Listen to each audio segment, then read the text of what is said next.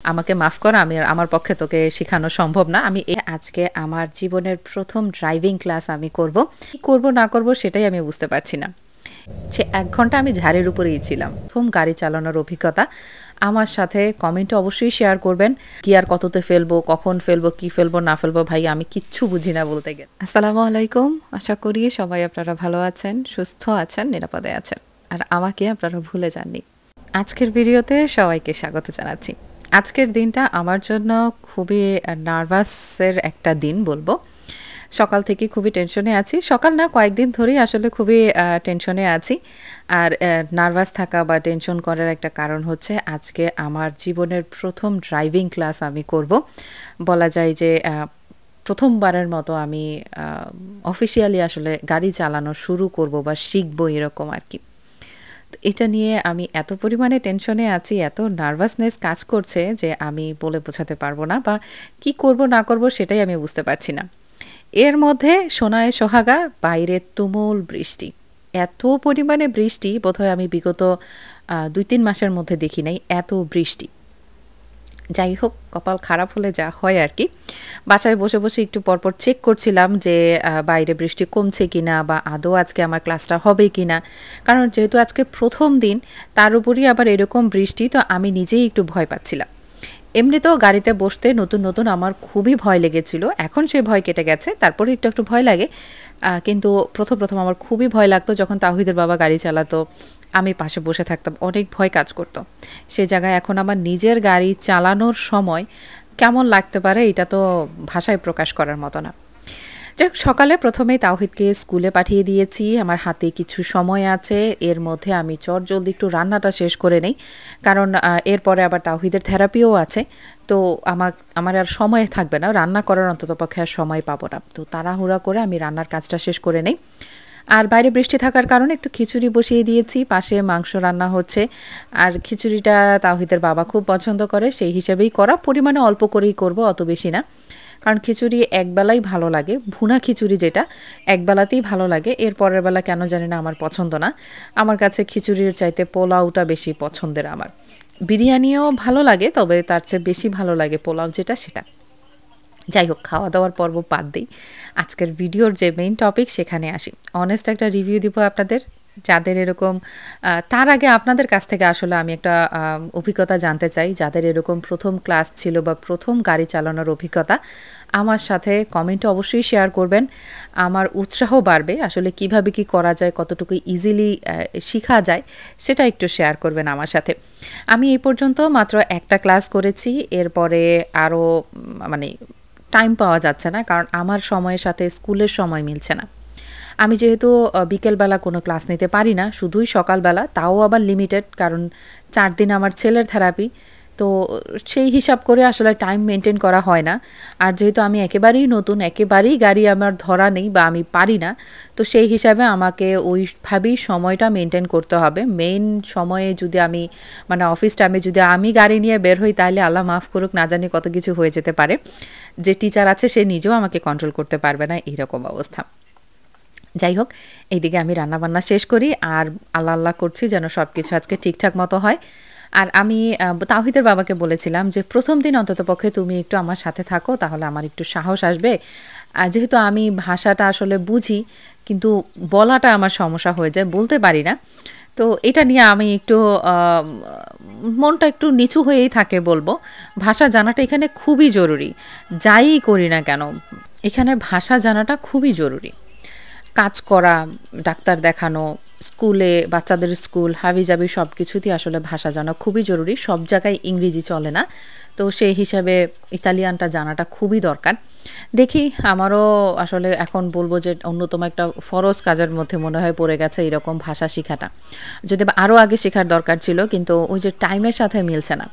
এই সময়ের ব্যবধানের কারণে বা সময় মিলতো না দেখে আমি আসলে ড্রাইভিংয়ের যে ক্লাস ছিল সেটা আমি করতে পারতাম না। থিওরির যে ক্লাসগুলো ছিল সেগুলো আমি করতে পারতাম না। যাই হোক, আর একজন আসলে কমিটি জানতে চেয়েছিলেন যে গাড়ি চালানো যে শিখায় এটা ম্যানুয়ালে নাকি অটোমেটিক, যেগুলোতে গিয়ার বোধহয় হাতে চেঞ্জ করতে হয় না, অটো গিয়ার যেগুলো, এই টাইপের গাড়ি। ম্যানুয়ালি শিখাবে, পরে নিজের মতো বোধহয় অটো গিয়ারে শিখতে পারা যায় বা শেখা যায়। গাড়ি সম্পর্কে আসলে আমার অত বেশি ধারণা নেই।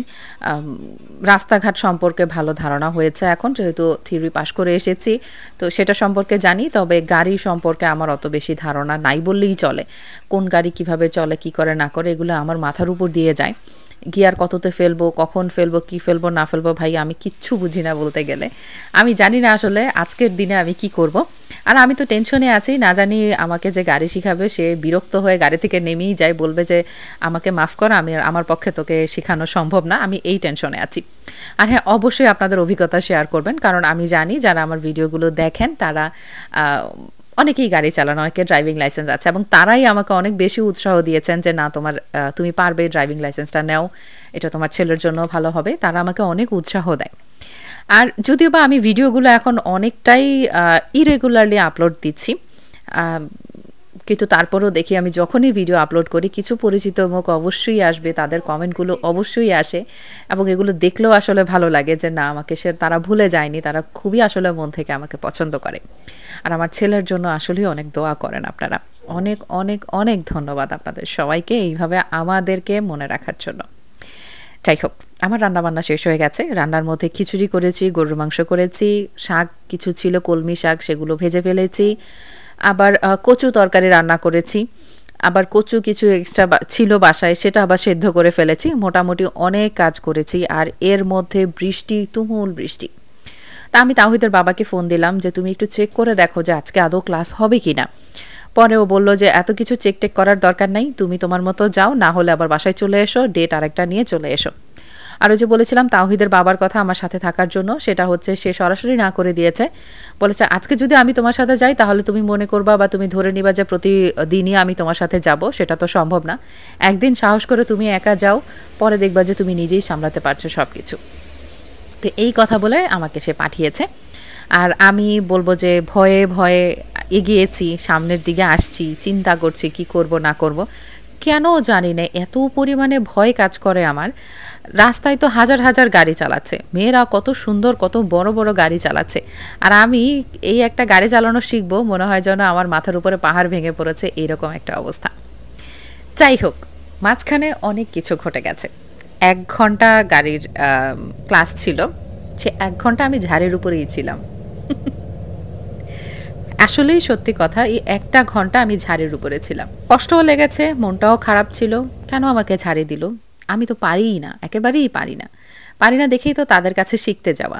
তাওহিদের বাবা আমাকে ট্রাই করিয়েছিল যে ঠিক আছে আমি তোমাকে একটু একটু শিখাই। আমি সাহস করি নাই, কারণ আমি চেয়েছিলাম যে ট্রেন্ড কারো কাছে বা যারা গাড়ি চালানো এরকম শিখায় তাদের তো গাড়িটাই ওই রকম থাকে, তারা ইচ্ছে করলে ব্রেক ধরতে পারে বা ইচ্ছে করলে তারা কন্ট্রোল করতে পারে। তা আমি চাচ্ছিলাম যে আমি কিছুটা অন্ততপক্ষে শিখে তারপরে তাওহিদের বাবার সাথে ট্রাই করব। কিন্তু প্রথম দিনই যেই ঝাড়ি আমি খেয়েছি, আমার আসলে শখ মিটে গেছে গাড়ি চালানো শেখার। আমি রীতিমতো বাসায় এসে কান্নাকাটি করেছি, তাওহিদের বাবাকেও ইচ্ছামতো ঝেড়েছি। কে বলেছে তোমাকে আমাকে গাড়ি চালানো শেখানোর জন্য? কি দরকার ছিল গাড়ি চালানো শিখতে? শুধু শুধু এই ঝাড়িগুলো খেয়ে এসেছি। খুবই খারাপ লেগেছে। আমি জানি না আমার এই টিচারটাই এরকম কিনা, না সবাই একই রকম, তবে আমার খুব খারাপ লেগেছে। আমি পারি না, ঠিক আছে বুঝলাম, ব্যালেন্স করতে পারি না তাও বুঝেছি। আমি তো প্রথম দিন গাড়ি চালানো শুরু করেছি, প্রথম দিন আসলে এত কঠিন হওয়ার তো কিছু দেখি না। আস্তে ধীরে সুস্থে হয়তো বা আমি পারতাম, বা আমাকে কনফিডেন্ট বাড়ানোর কথা ছিল, সে জায়গায় আমাকে সে একেবারে মাইনাস লেভেলে নিয়ে গেছে। যাই হোক, কিছু করার নেই। মেইন তারা ধরেছে আমি ভাষা বুঝি না, কিন্তু আমি আসলে ভাষা বুঝি। সে যা বলছে তা সব কিছু আমি বুঝতে পারছি। তবে আমি একটু নার্ভাস হয়ে গেছি। বাইরে বৃষ্টি, প্রচণ্ড পরিমাণে বৃষ্টি যখন আমি গাড়ি চালানো শুরু করেছিলাম। আর তখন তো কোনোভাবেই ভিডিও করা সম্ভব না, পসিবলই না। আমি নিজেই নিজেকে সামলাতে পারছি না, ভিডিও কিভাবে করব বা কেই বা করবে। যাই হোক, অবস্থা খুবই খারাপ। প্রথম ক্লাস এত এত এত পরিমাণে বাজে গিয়েছে, যেটা আমার ভাষায় প্রকাশ করার মতো না। যাই হোক, কিছু করার নেই। 1 ঘন্টা ঝাড়ির উপরে থেকেই এরপরে আমি ওইখান থেকে চলে আসি। বাসায় এসে জাস্ট যেহেতু বৃষ্টি ছিল, জামা কাপড় ভিজে গেছে, কিছুটা হালকা পাতলা চেঞ্জ করে আবারও আমি বের হয়ে গিয়েছিলাম। তাওহিদকে স্কুল থেকে বের করে সেন্টারে নিয়ে গেলাম। সেন্টার থেকে আবার থেরাপি শেষ করে আমি আবার বাসার দিকে আসছি। আসলে ঝাড়ি খেয়ে না মন খারাপ হয়ে গিয়েছিল, তো আর কোনো কিছুই ভিডিও করতে ভালো লাগছিল না, একদম চুপচাপ হয়ে গিয়েছিলাম। তাওহিদের বাবাও ফোন দিয়েছিল, তারও ফোন ধরি নেই প্রথমে রাগে, পরে আবার তার উপরেই ঝাড়লাম যে তোমার কারণেই আমার আজকে আসলে এই দশা, খুবই কষ্ট পেয়েছি। যাই হোক, আবারও নেক্সট আরেকটা ক্লাস নিয়ে এসেছি, দেখা যাক সেদিন আবার কি হয়। তবে আমি মনে করি প্রথম দিন হিসেবে আমার সাথে আজকের যে ঘটনাটা ভালো হয়নি।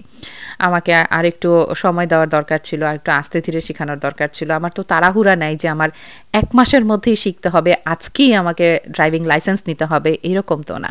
চিন্তা করেছি নেক্সট টাইম যখন যাব তখন উল্টা তাকে আমি একটা ঝাড়ি দেবো যে আমার এত তাড়াহুড়া নাই, আমি আস্তে ধীরেই শিখতে চাই, এত ব্যস্ততার কিছু নাই, অল্প অল্প করে শিখবো, সেটা খুব ভালো করে আস্তে ধীরে শিখবো, কারণ আমি আমার ছেলেকে নিয়ে ড্রাইভ করব যখন আমি লাইসেন্স পাবো, তো সেই হিসাবে আমার ভালো করে শেখাটাই জরুরি, আর এত তাড়াহুড়া আমার নাই।